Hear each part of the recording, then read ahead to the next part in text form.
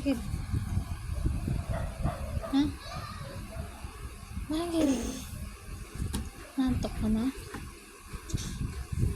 Anong hinihila-hila mo? Ha? Ito pala yung hinihila-hila niya kanina.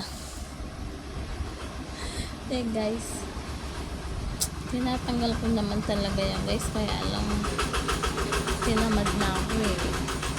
Ayan guys, yung natanggal ko yung sa kabila. Ito, pagkita ko yung sa kabila kilikili, no? Ayan, oh, natanggal ko na siya guys.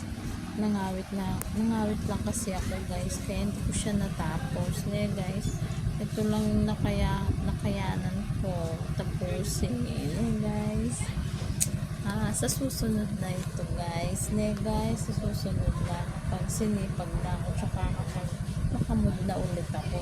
Guys, kayo, moody din ba kayo sa pagtanggal ng mga buhok sa kilikili guys? O talagang masipag lang kayo guys? Kasi ako moody lang eh. Kapag wala ako sa mood, haba yan guys. Hayaan ko lang guys. Guys, at least hindi amoy putok. Guys, ayos lang na amoy kahoy. Guys.